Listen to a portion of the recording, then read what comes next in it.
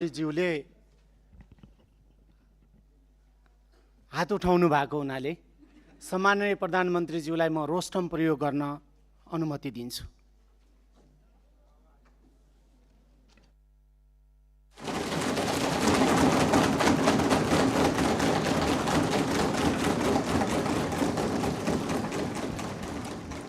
सम्माननीय सभामुख महोदय, मान्य सदस्यज्यूहरूले धेरै दिनदेखि प्रश्न सोध्न खोज्नु भएको रहेछ, त्यसको निम्ति समय दिन हजुरलाई अनुरोध गर्न चाहन्छु।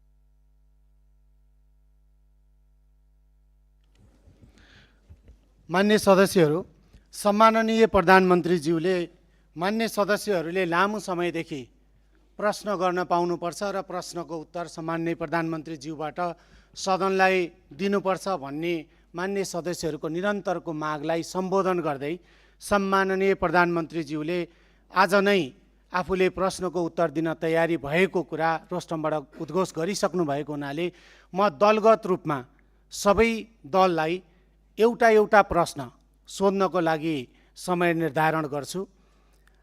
म हरेक दलले 2 मिनेटभित्र के भयो मान्य सदस्य, मेरो भनाइ सक्न बाँकी नै छ, म यहाँलाई समय दिन्छु। सबै दललाई म 2 मिनेटको समय उपलब्ध गराउँछु र 2 मिनेटभित्र आफ्नो दलको तर्फबाट सम्माननीय प्रधानमन्त्रीज्यूलाई प्रश्न गरिदिनको लागि म जानकारी गराउँछु। सर्वप्रथम विपक्षी दल नेपाली कांग्रेसलाई आफ्नो प्रश्न राख्न 2 मिनेटभित्र सम्माननीय प्रधानमन्त्रीज्यूलाई प्रश्न राख्न समय दिन्छु।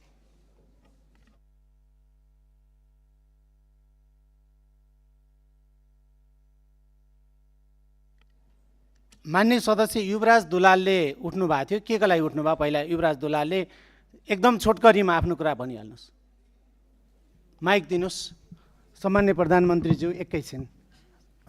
सम्माननीय सभामुख महोदय, म फेरि आज एकपटक यो देशको संविधान र नियमावली मिचिएको यो दुःखद कुरा फेरि संसदलाई अवगत गराउन चाहन्छु। सम्माननीय प्रधानमन्त्रीज्यूबाट त्यो हुनु राष्ट्रको लागि धेरै नै दुःखद हो। सम्माननीय सभामुख मार्फत सम्माननीय प्रधानमन्त्रीज्यू, हाम्रो प्रतिनिधि सभा नियमावली 2079 को 56(1) मा प्रतिनिधि सभाका सदस्यहरूले सम्माननीय प्रधानमन्त्रीलाई प्रश्न सोध्ने व्यवस्था छ र जस अन्तर्गत समूह विभाजन गरिन्छ 15-15 जनाको, र त्यो समूहले सम्माननीय प्रधानमन्त्रीज्यूलाई प्रश्न सोध्नुभन्दा 3 दिन अगाडि नै लिखित रूपमा प्रश्न दिने र सम्माननीय प्रधानमन्त्रीज्यू उपस्थित भएको दिन 1 घण्टा त्यो प्रश्न उत्तर कार्यक्रम राख्ने प्रावधान भएकोले यो नियमावलीको नियम मिचिएको कुरा म दुःखका साथ दर्ज गर्न चाहन्छु। धन्यवाद। मान्य सदस्य ऐन महर 1 मिनेटभित्र आफ्नो कुरा भनिहाल्नु। सम्माननीय सभामुख महोदय, सम्माननीय प्रधानमन्त्रीज्यू सदनमा आउने कुरा र सदनलाई सम्बोधन गर्न चाहने विषयप्रति म सम्मान व्यक्त गर्न चाहन्छु, धन्यवाद व्यक्त गर्न चाहन्छु र सँगसँगै म एउटा मेरो नियमापत्ति दर्ज गर्न चाहन्छु। हामी संविधान र नियमावली भन्दा माथि कोही पनि छैनौँ। सभामुखज्यू पनि हुनुहुन्न, प्रधानमन्त्रीज्यू पनि हुनुहुन्न, हामी मान्य सदस्य पनि छैनौँ। र प्रतिनिधि सभा नियमावली 2079 को नियम 56 को उपनियम 3-4 मा 1 देखि 5 सम्म प्रश्न व्यवस्था गरेको छ। प्रधानमन्त्रीज्यूसँगको प्रश्नोत्तरको सन्दर्भमा 3 दिन अगाडि प्रश्न दर्ज गर्ने र 15 वटा प्रश्न सोध्न सकिने र अनि प्रधानमन्त्रीले प्रश्न को जवाफ दिनुपर्ने भन्ने कुरा बडो स्पष्टसँग व्याख्या गरेकोले यो सामान्य प्रधानमन्त्रीज्यूबाट यस्तो खालको नियम विपरीतको काम नहोस् र माननीय सदस्यहरूका लिखित प्रश्नहरू लिइयोस्। त्यो लिखित प्रश्नहरूको जवाफ दिने कुरामा सामान्य प्रधानमन्त्रीज्यूले यसमा ध्यान दियोस् भन्न चाहन्छु र यो मेरो नियम आपत्ति दर्ज गर्न चाहन्छु। मान्य सदस्यलाई मैले यहाँको दललाई समय दिइसकेको हुनाले बस्नुहोस्।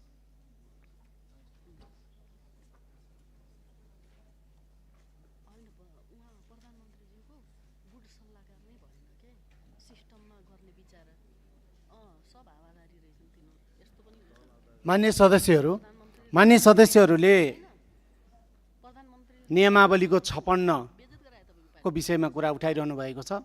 मान्य सदस्यहरूलाई म नियमावलीको 56 नियम 56 एकचोटि पुनः हेर्नको लागि पनि अनुरोध गर्छु र सम्माननीय प्रधानमन्त्रीज्यूले सदनमा उपस्थित भएर प्रश्नको उत्तर दिनुपर्छ भनेर विशेष गरी विपक्षी बेन्चका मान्य सदस्यहरूले निरन्तर कुरा राखिरहनु भएको र यहाँहरूले सोध्ने प्रश्न भनेको सम्माननीय प्रधानमन्त्रीज्यूलाई नेपाल सरकारको तर्फबाट प्रधानमन्त्रीज्यूलाई प्रश्न सोध्ने नै होला। त्यो प्रश्न यहाँहरूसँग धेरै अगाडिदेखि प्रश्न सोध्न चाहनु भएको हुनाले त्यो प्रश्न तयारी नै होला। त्यस कारणले त्यो सामान्य प्रधानमन्त्रीज्यू रोस्टरमा उभिरहनु भएको छ र प्रश्नको उत्तर दिन तयारी हुनुभएको छ। त्यस कारणले हाम्रो नियमावलीले 3 दिन अगावै प्रश्न लिखित रूपमा सोध्नुपर्ने भनेर निर्धारण गरेको छैन। त्यस कारणले मान्य सदस्यहरूलाई यो ध्यान आकर्षण गराउन चाहन्छु र मान्य सदस्यहरू, मैले मान्य सदस्यको दललाई समय दिइसकेको छु। त्यस कारणले बस्नुहोस्। कुन नियमावलीको कुन नियम आपत्ति हो मान्य सदस्य?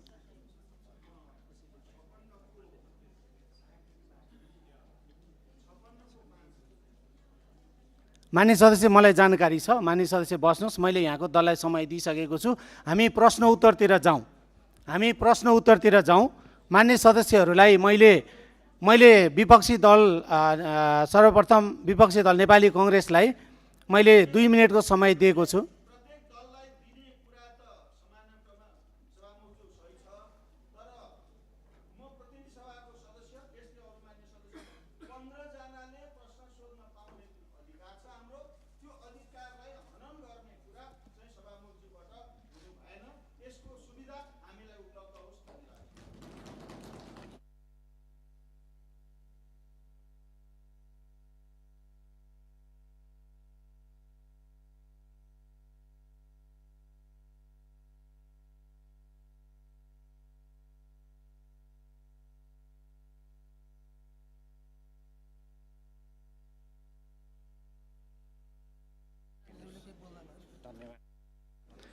मान्य सदस्यहरू, मैले फेरि मान्य सदस्यहरूलाई ध्यान आकर्षण गराएँ। हाम्रो नियमावलीको कुनै नियममा पनि 15 जनाले प्रश्न सोध्न पाउने भनेर लिखित रूपमा छैन। कारणले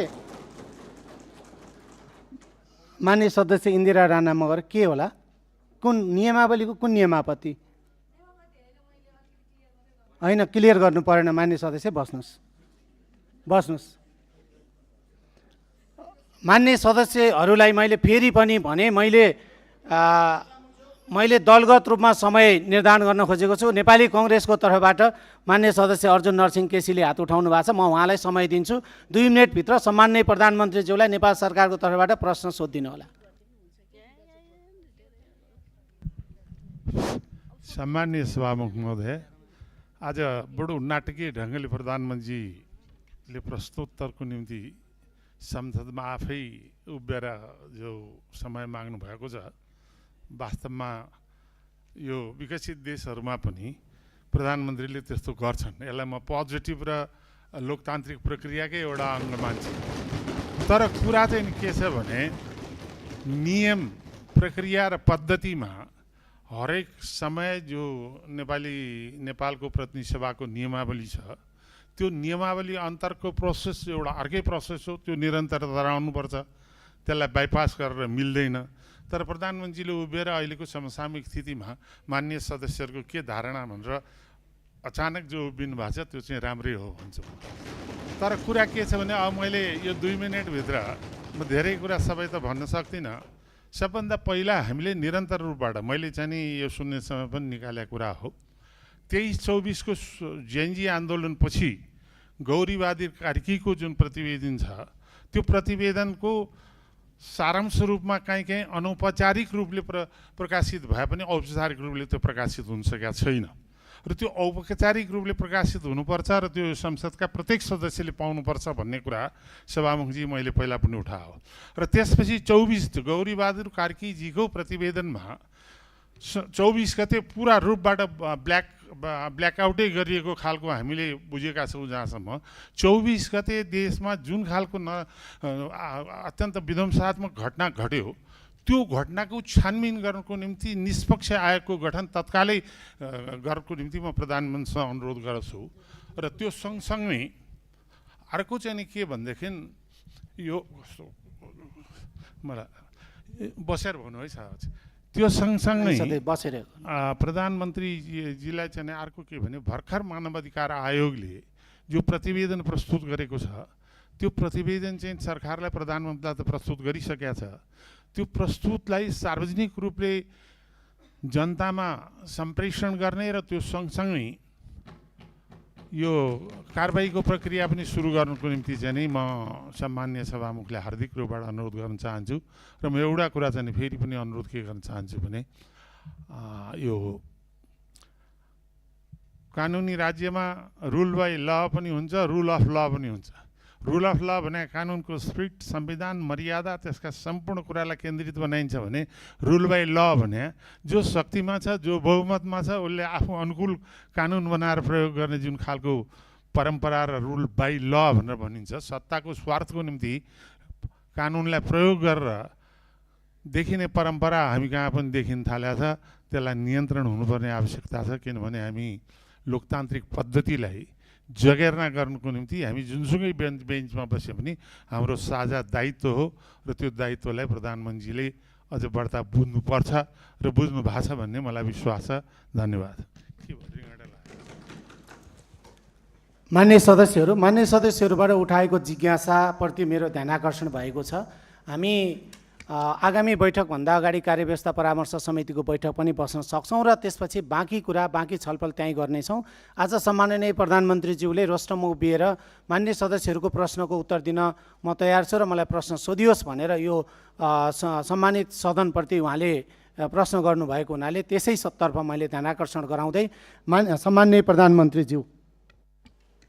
सम्माननीय सभामुखज्यू धन्यवाद। मान्य सदस्यज्यूले भन्नुभएको धेरैजसो कुरालाई चाहिँ मैले सल्लाह र सुझावको रूपमा लिएको छु र मानव अधिकार आयोगको प्रतिवेदन मात्रै नभएर 23-24 गतेको मात्रै नभएर विभिन्न कालखण्डमा धेरै आन्दोलनहरू भएका छन्, धेरै दमनहरू पनि भएका छन्। विभिन्न कालखण्डमा भएका आन्दोलनहरू, र्यालीहरूमा भएका कुराहरूको प्रतिवेदनहरू धेरै छन्। एउटा मात्रै प्रतिवेदन छैन मानव अधिकार आयोगको र विभिन्न आयोगहरू पनि गठन भएका छन् विभिन्न कालखण्डमा। आजसम्म नेपाल सरकारलाई बुझाइएको जति पनि आयोगका प्रतिवेदनहरू छन् ती सबै प्रतिवेदनहरूलाई एकमुष्ट रूपमा नेपाल सरकारले अध्ययन गर्छ र गर्नुपर्ने काम कारबाही त्यही हिसाबले गर्छ। धन्यवाद।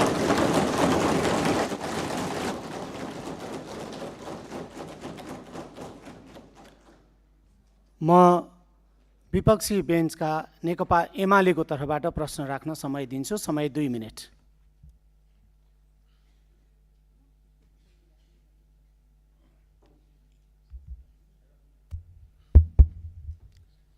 सम्माननीय सभामुख महोदय, सम्माननीय प्रधानमन्त्रीज्यूलाई वास्तवमा हाम्रो राष्ट्रको सार्वभौमिकता, राष्ट्रिय अखण्डता र स्वतन्त्रता हामी सबैको प्राणभन्दा प्यारो चिज हो। आज नेपालको भूमि हामीले दावा गरिरहेका छौँ, नक्सा जारी भइसकेको छ।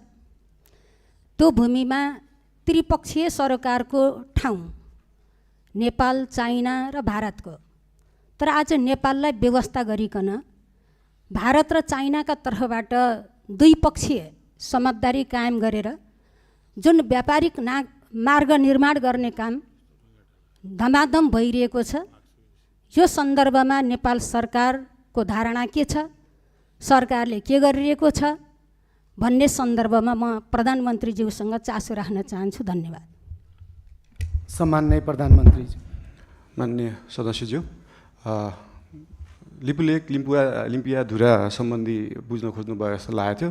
यस सम्बन्धी नेपाल सरकारले अफिसियल रूपमा डिप्लोमेटिक नोट भारत सरकारलाई पठाइसकेको छ र त्यसको जवाब पनि आएको छ। त्यो जवाबमा चाहिँ दुईटै सरकारले आफ्नो इतिहासविदहरू राखेर, आफ्नो सर्वेयरहरू राखेर, आफ्नो भूमि सम्बन्धी जानकारी भएका व्यक्तिहरू राखेर टेबल टक मार्फत यो कुरालाई समाधान गर्ने कुरा भएको छ र यस सम्बन्धी हामीले भारत र चाइनालाई मात्रै नभएर इङ्ल्यान्ड सरकारसँग पनि कुरा गरेछौँ। उहाँहरूले ब्रिटिस इन्डिया छोड्दै गर्दाखेरिको समस्या अहिलेसम्म हाम्रोमा भइरहेको हुँदाखेरि यसमा चाहिँ इङ्ल्यान्डले पनि सरकार राख्नुपर्छ भन्ने हाम्रो मान्यता हो।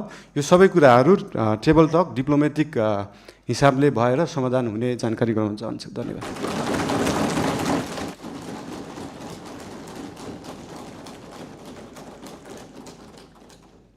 मान्य सदस्यहरू, विपक्षी बेन्चकै तर्फबाट नेपाली कम्युनिस्ट पार्टीको तर्फबाट आफ्नो प्रश्न छ भने 2 मिनेटभित्र प्रश्न राख्न समय दिन्छु।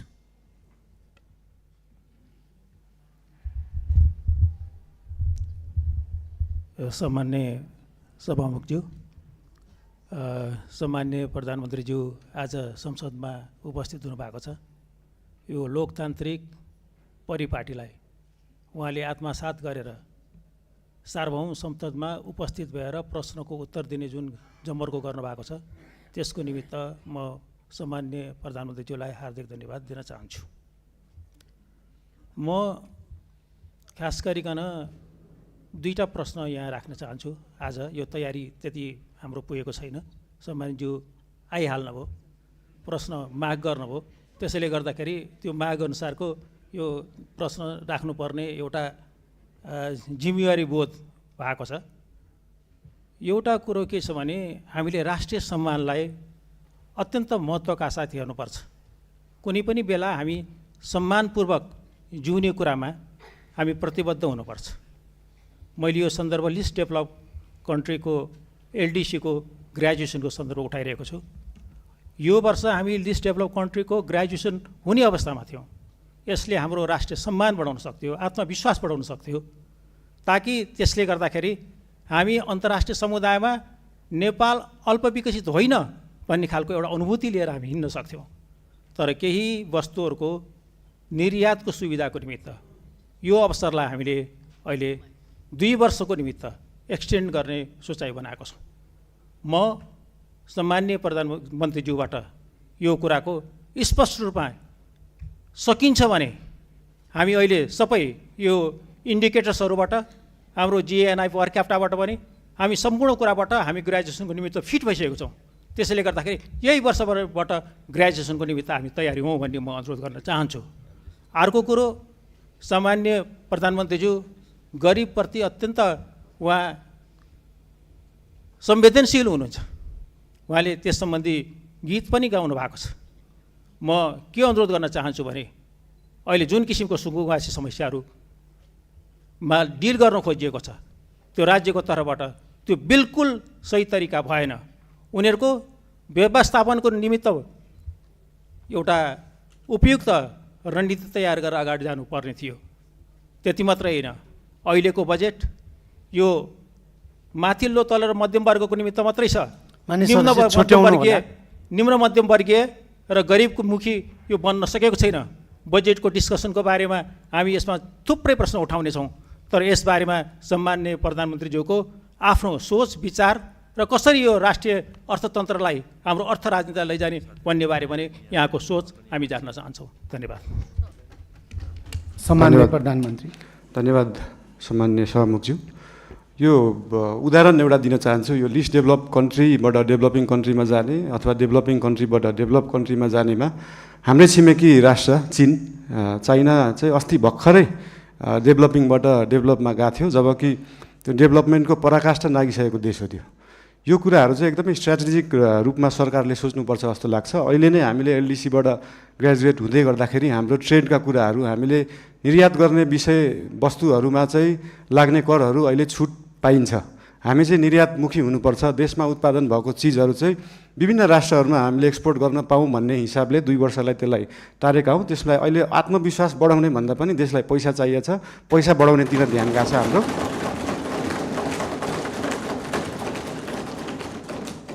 अनि गरिब विपन्नको कुरामा मैले पहिल्यैदेखि भन्दै आएको यो साम्यवाद समाजवाद भनेको भाषणमा दिन एकदम सहज हुन्छ, मजा पनि आउँछ। तर साँच्चीकै साम्यवाद, साँच्चीकै समाजवाद गर्ने भने हाम्रो काठमाडौँ महानगरपालिकामा मेयर हुँदाखेरिको म उदाहरण दिन चाहन्छु। हामीले विपन्नलाई जुन प्राइभेट स्कुलमा 10% स्कलरसिप दिनुपर्छ, त्यसलाई इक्जाम लिएरै एकदमै मजाले लागू गरेका थियौँ। त्यहाँ चाहिँ विपन्नले एकदमै महँगा कलेजहरूमा पढ्न पाए। साँच्चीकै समाजवाद भने त्यो हो। र विभिन्न महँगा अस्पतालहरूमा पनि हाम्रो ऐन कानुन संविधान बमोजिम नै 10% बेड चाहिँ विपन्नलाई दिनुपर्छ भन्ने व्यवस्था थियो। त्यसको लागि हामीले वेबसाइट नै बनाएर प्राइभेट हस्पिटलहरूमा सर्जरीसम्म विपन्नलाई गराउने व्यवस्था गराएको थियौँ। त्यही हो समाजवाद, साम्यवाद भने चाहिँ त्यस्तो कुरालाई भनिन्छ। र यही 10% विपन्नलाई दिनुपर्ने कुराहरू, शिक्षा र स्वास्थ्यको कुराहरू हामी देशैभरि लागू गर्न खोज्दैछौँ। यसको लागि विभिन्न जिल्लाहरूमा, विभिन्न स्थानीय निकायहरूमा यसको लागि हामी सहकार्य गर्दै जानेछौँ। संविधानमा लेख्न त लेखियो फ्री शिक्षा, फ्री स्वास्थ्य, तर सरकारको बजेट त्यो छ कि छैन भन्ने कुरा सोचिएन। त्यही भएर अहिलेको लागि हामीले सबैलाई नभएर विपन्न वर्गलाई, कम्तीमा विपन्न वर्गलाई चाहिँ फ्री शिक्षा, फ्री स्वास्थ्य दिनमा हाम्रो नेपाल सरकार र हाम्रो राष्ट्रिय स्वतन्त्र पार्टी त्यसमा चाहिँ एकदमै लागेको छ। धन्यवाद।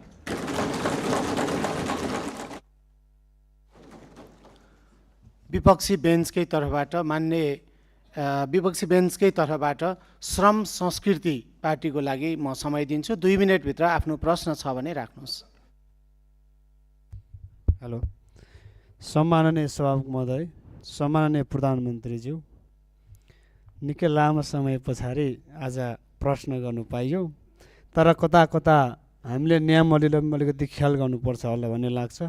विधि र विधिको शासन हामीले कायम गर्नुपर्छ भन्दै म यहाँ 3-4वटा प्रश्न राख्न चाहन्छु।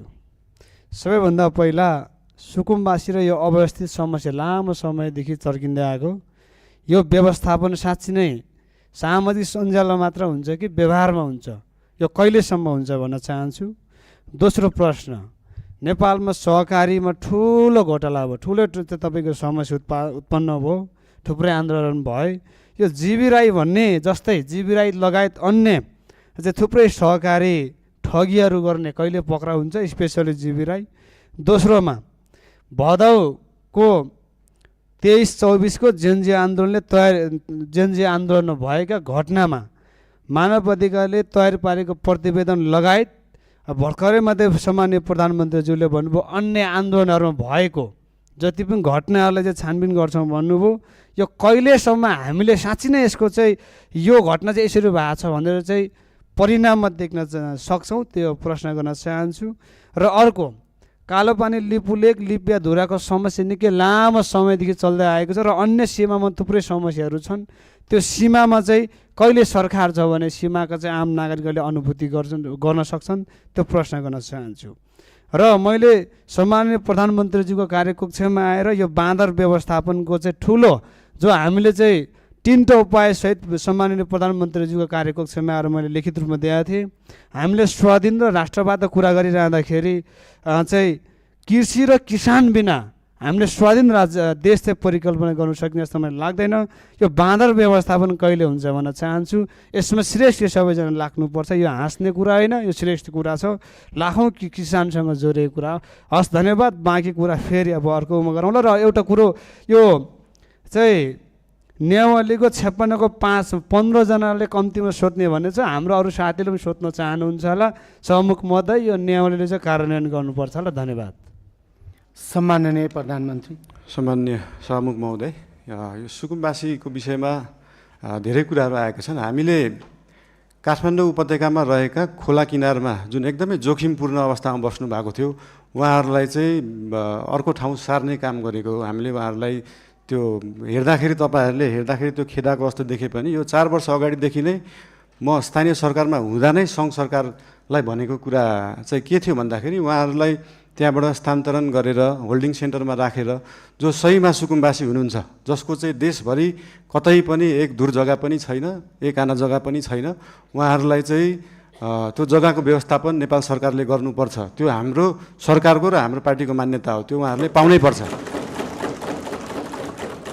तर काठमाडौँ उपत्यकामा बसेकालाई किन एकदम प्रायोरिटी दिएर हटाइयो भन्दाखेरि विगतका धेरै वर्षहरूमा बाढी आउँदाखेरि उहाँहरूको घर डुबानमा पर्ने र उहाँहरूको स्वास्थ्य अवस्था पनि एकदमै नाजुक थियो। उहाँहरूको सेनिटरी अवस्था, उहाँहरूको त्यो वासरुम टोइलेटको व्यवस्था त्यसको निकासा सिधै खोलामा थियो र उहाँहरूबाटै निस्केको त्यो फोहोरको दुर्गन्धले फेरि उहाँहरू नै बिरामी परिराख्नु भएको थियो। त्यसले गर्दाखेरि उहाँहरू बिरामी पनि परिराख्नु भएको थियो, खोला फोहोर पनि भइरहेको थियो र त्योभन्दा सबैभन्दा ठुलो कुरा चाहिँ उहाँहरूको ज्यान जोखिममा थियो। उहाँहरूको ज्यान जोखिमबाट जोगाउने काम गरेको हो नेपाल सरकारले। र जहाँसम्म उहाँहरूलाई जग्गा व्यवस्थापन गर्ने कुरा छ त्यसको निम्ति भूमि सम्बन्धी हाम्रो समिति पनि बनिसकेको छ। हाम्रो मन्त्रालयले काम गरिरहेको छ, 2-3 मन्त्रालयले यो विषयमा काम गरिरहेको छ। अस्ति अर्थमन्त्रीज्यूले पनि यही आर्थिक वर्षभित्र हामी यो गर्छौँ भन्नुभएको छ। यसको लागि जति समय लाग्छ त्यति समय लाग्छ, हतार गरेर हुँदैन। यो चिजलाई चाहिँ जति समय लाग्छ, 35 वर्षमा नभएको चिज 35 मिनटमै नखोजौँ, त्यसलाई अलिअलि केही समय लाग्छ। र लिपुलेक लिम्पियाधुराको बारेमा उहाँले सोध्नुभयो, अघि पनि भनिसकेँ। यो चाहिँ डिप्लोमेटिक रूपमा टेबल टक। तपाईँहरूलाई एउटा कुरा अचम्म लाग्छ होला, मैले पनि अस्ति प्रधानमन्त्री भएपछि नै थाहा पाएँ, भारतले नेपालको जग्गा मात्र होइन, नेपालले पनि भारतको जग्गा धेरै ठाउँमा मिचेको रहेछ। अनि यो कुरा चाहिँ अस्ति भर्खरै थाहा पायो। त्यही भएर दुईटै देशले अध्ययन गरेर हामीले मिचेको छौँ, उहाँहरूले मिच्नु भएको छ, के छ त्यसलाई चाहिँ बसेर एउटा साथीको रूपमा समाधान गर्ने चाहिँ हामीले सोच राखेका छौँ। धन्यवाद। सहकारीको विषयमा पनि सोध्नु भएको थियो। सहकारीको विषयमा पनि अहिले एउटा कोष खडा गरेको छ र बाहिर न्युजमा आए जस्तो नेपाल सरकारको पैसा गएको मात्रै जस्तो देखिन्छ। हामीले सहकारीबाट उठाएको पनि पैसा छ। अस्ति लास्ट विकको रिपोर्ट हेर्दाखेरि 3 करोड जस्तो सहकारीबाट उठाइएको थियो, 50-60 लाख जस्तो दिएको थियो। यसको मतलब सरकारको पैसा गइरहेको होइन, हामीले सहकारीहरूबाट उठाएरै उहाँहरू पीडितहरूलाई पैसा बाँड्ने हो। त्यसमा कुनै पनि कन्फ्युजन नराख्न अनुरोध गर्न चाहन्छु। धन्यवाद।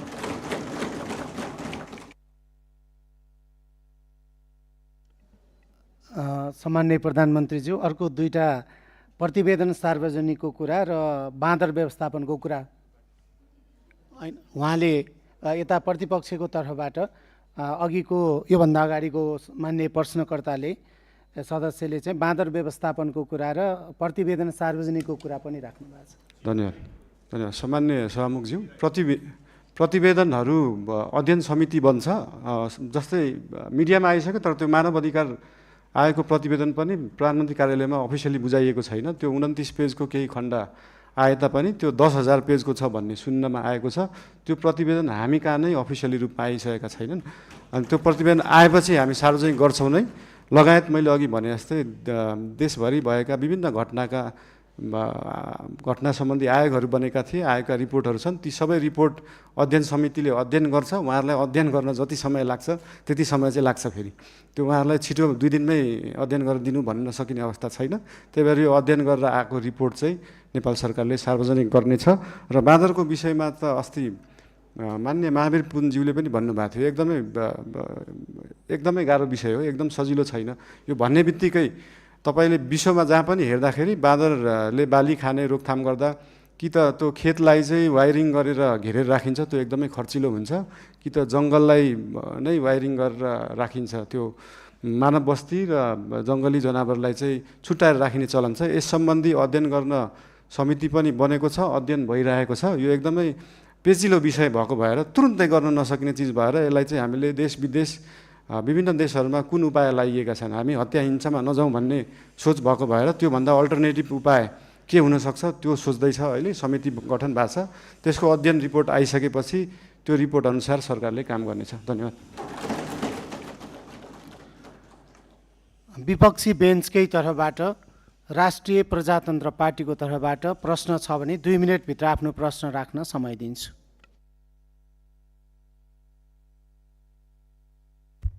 सम्माननीय सभामुख महोदय, सम्माननीय प्रधानमन्त्रीज्यू, हालैका दिनमा धेरै नेपाली नागरिकहरूलाई भिजिट भिजाको नाममा गल्फ तथा अन्य मुलुकहरूमा लैजाने क्रम रोकिएको छैन।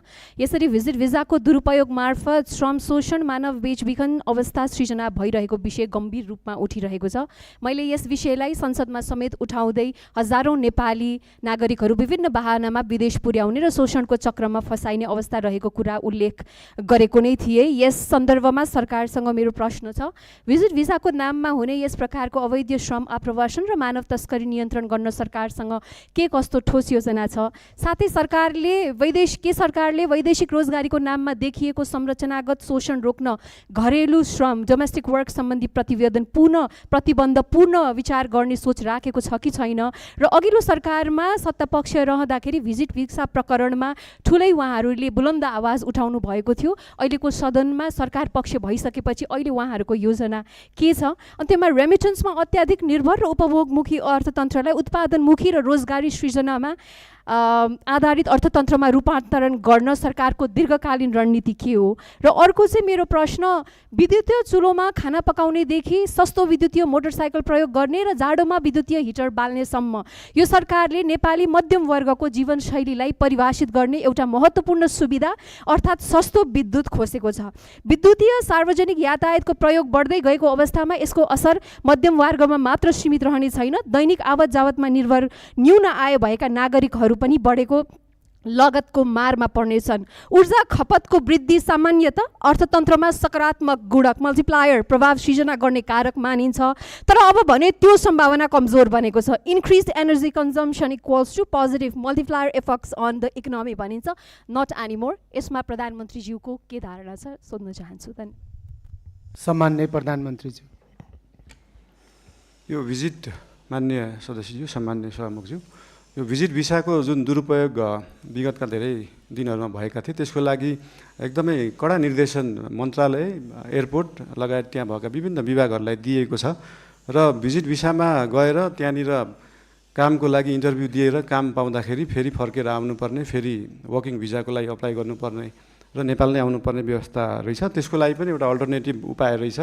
भिजिट भिसामा गएर उहाँहरूले त्यहाँनिर काम गर्न खोज्नु भएको छ भने त्यसलाई वर्किङ भिजामा उतै बसेर पनि कन्भर्ट गर्न सकिन्छ। यसको लागि श्रम मन्त्रालयले विभिन्न क्षेत्रहरूलाई समेटेर यसको व्यवस्थापनको लागि काम गरिरहेको छ। यस विषयमा थप केही जानकारी चाहिएमा श्रम मन्त्रीज्यूसँग पनि लिन सकिन्छ, श्रम मन्त्रालयसँग पनि लिन सकिन्छ नै।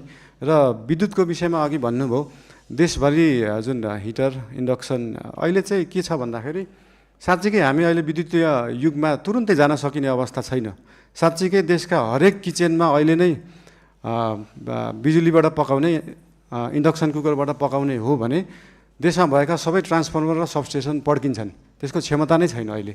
त्यो क्षमतालाई विकास गर्नलाई पैसा चाहिन्छ र त्यही पैसाको लागि 50 युनिटभन्दा माथि चाहिँ 5% भ्याट लाउने कुरा जुन अर्थमन्त्रीज्यूले अस्ति कुरा गर्नुभएको छ त्यो एकदमै धेरै रकम होइन, 100 रुपियाँमा 5 रुपियाँ हो। त्यो पैसा चाहिँ केमा खर्च हुन्छ भन्दाखेरि देशभरि ट्रान्सफर्मरलाई अपग्रेड गर्नुपर्छ, देशभरि ट्रान्समिसन लाइनको तारको मोटाइलाई अपग्रेड गर्नुपर्छ, सबस्टेसनहरू अपग्रेड गर्नुपर्छ, अनि बल्ल हामी साँच्चीकै विद्युतीय युगमा जान सक्छौँ। त्यसको लागि नेपाल सरकार अग्रसर छ। धन्यवाद।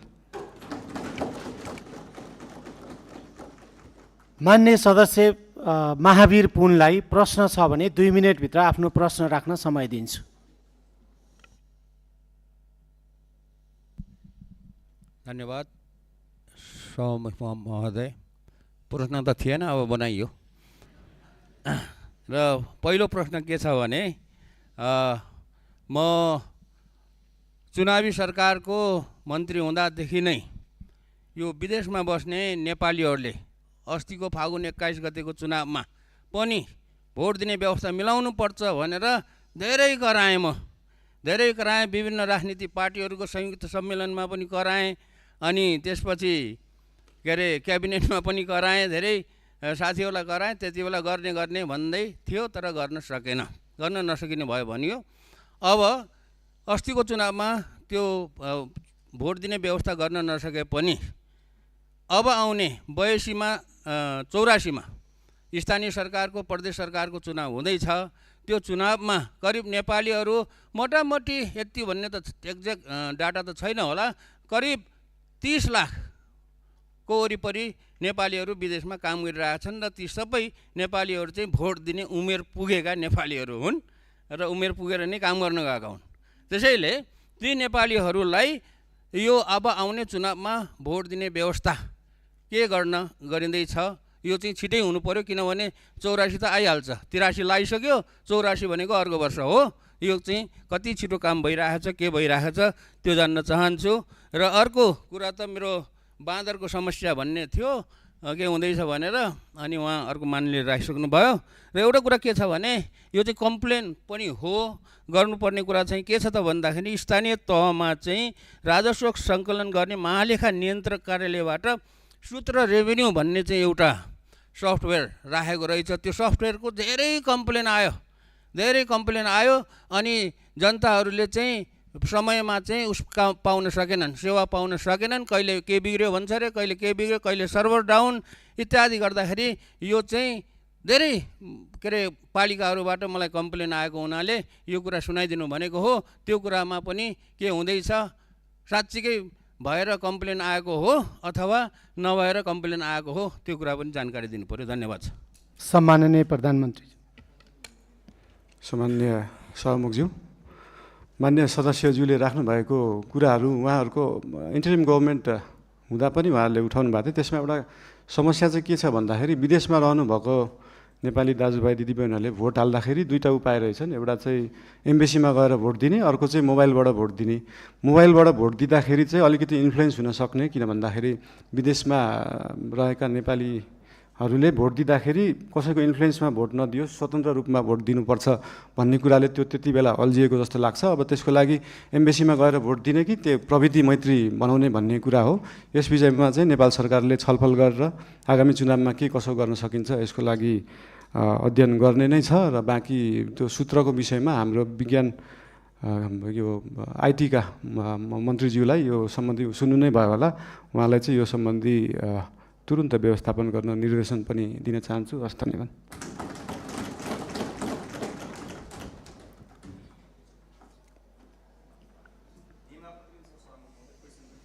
मान्य सदस्य एकछिन बस्नुहोस्, मैले काम बाँकी नै छ। मान्य सदस्य एकछिन बस्नुहोस्, मैले सत्तापक्षलाई समय दिन बाँकी नै छ। पछाडि पनि मान्य सदस्य एकछिन बस्नुहोस्, मैले सत्तापक्षलाई समय दिन बाँकी नै छ। सम्माननीय प्रधानमन्त्रीज्यूलाई प्रश्न उत्तर कार्यक्रम भइरहेको हुनाले सत्तापक्षको तर्फबाट राष्ट्रिय स्वतन्त्र पार्टीलाई आफ्नो दलको तर्फबाट 2 मिनेटभित्र प्रश्न छ भने प्रश्न गर्न समय दिन्छु।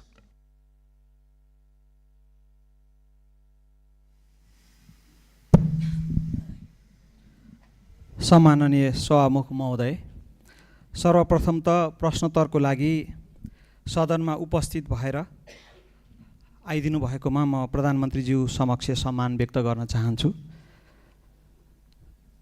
हाल गत निर्वाचनमा आम नागरिकले अभूतपूर्व जनमत दिएर नागरिकको काम गर्नको लागि हामीलाई पठाउनु भएको छ र म आम नागरिकलाई धन्यवाद पनि व्यक्त गर्न चाहन्छु। अहिले सुशासनको दृष्टिकोणबाट हेर्ने हो भने केही अघिसम्म घुस नखाई केही काम नहुने अवस्था थियो। सरुवा बडुवामा पनि घुस नखाइकन हुँदैन भन्ने एउटा भाष्य निर्माण भएको थियो। त्यो अहिले यहाँको नेतृत्वमा सरकार गठन भइसके पछाडि धेरै चिरिँदै गएको छ। आम नागरिकको यो जनमत देशमा सुशासन र समृद्धिको लागि हो भन्ने कुरामा दुई मत छैन। नो इफ नो बट, सुशासन चाहियो, समृद्धि चाहियो भन्ने छ र सरकारले त्यसै अनुरूप काम पनि गर्दै गएको कुरा आम नागरिकलाई आश्वस्त हुने गरी प्रस्ताइदिनु हुन सम्माननीय प्रधानमन्त्रीज्यूलाई हार्दिक अनुरोध गर्न चाहन्छु। धन्यवाद।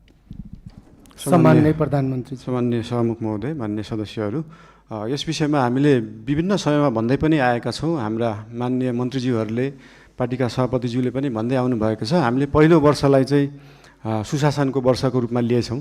सुशासन भन्दैमा फेरि हामीले विकास नै गर्दैनौँ, पूर्वाधार नै बनाउँदैनौँ भन्ने चाहिँ होइन। तर यो वर्षलाई चाहिँ पूर्ण रूपमा हाम्रा माननीय मन्त्रीज्यूहरू र विभिन्न क्षेत्रमा रहनुभएका, विभिन्न क्षेत्रबाट आउनुभएका माननीय सांसदज्यूहरू, उहाँहरूको निगरानीमा पनि विभिन्न क्षेत्रहरू हुन्छन्, विभिन्न पालिकाहरू छन्, विभिन्न निकायहरू छ।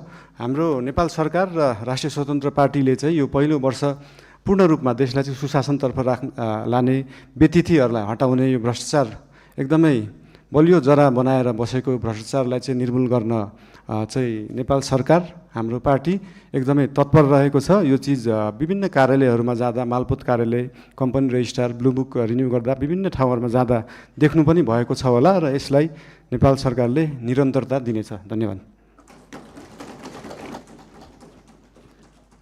मान्य सदस्यहरू, सम्माननीय प्रधानमन्त्रीज्यूले प्रश्न उत्तर कार्यक्रममा सहभागी जनाउनु भएको र आजको लागि सम्माननीय प्रधानमन्त्रीज्यूलाई प्रश्न उत्तर कार्यक्रम यहीँ समाप्त भएको घोषणा गर्दछु र सम्माननीय प्रधानमन्त्रीज्यूलाई आफ्नो स्थानमा स्थानान्तरण गर्न धेरै धेरै धन्यवाद।